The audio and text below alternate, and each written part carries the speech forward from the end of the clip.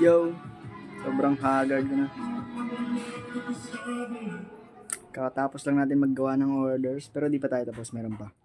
Isa pa. Pero meron, natapos na natin yung 50 orders, 50 pieces. At sobrang solid. Nabayaran na rin. Sobrang solid ang process. Hindi talaga ako napapagod, man. Pag alam mong masaya ka sa ginagawa mo, hindi ka talaga mapapagod. Expected mo lang na mapapagod yung katawan mo. Pero hindi yung utak or yung tawag dito, yung gana mo, yung sigla mo. Okay, nandun pa rin. Tapos, ganito pa mangyayari sa'yo, man. Pinaghirapan mo, matatanggap mo yung pera. Alam mo yun, sobrang solid niya. Pero syempre, hindi naman ako papayag na lagi ko na lang paghihirapan ng sagad yung pera.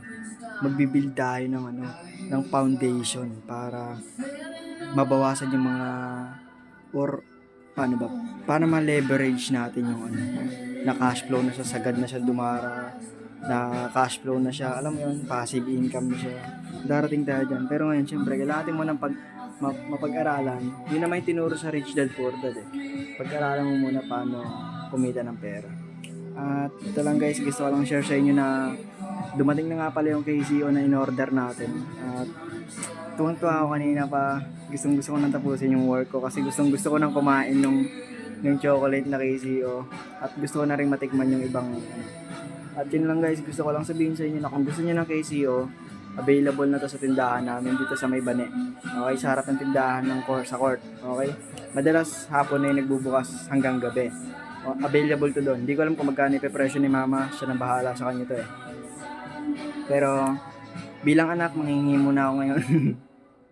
Siyempre, kailangan natin, ito yung advantage. I-take muna natin yun. Tingin muna ng isang chocolate lang. At napakasarap ng chocolate ni Josh. Grabe, promise. Ang solid nito, diskarte. Yung gatas na Bear Brand, timplahin nyo sa mangkok. Lagay nyo sa rep ng matagal para lumamig. Tapos lagay nyo yung chocolate nyo. Butad, the best, pre. Okay, yun lang. I'm working, man. Malapit na tayo ni mama. One step closer. May achievement na naman tayo nabuksan. Okay? Yung peer ko na mag-live, na harapin yung mga tao nasa live. Yung peer ko na baka walang manood. Yung peer ko na baka i-bash ako. Yung peer ko na baka ganyan. Yung mga peer na yun, naharap ko siya. Okay? Napagdaan ako na. Hindi talaga siya nakakatakot. Iniisip lang talaga natin na nakakatakot. Pero hindi naman talaga. Okay? At gusto ko pang harapin lahat ng takot na meron ako sa katawan. Para mawala na siya.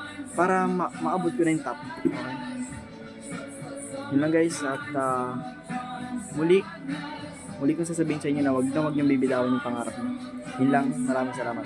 Kakain na ako kay CEO.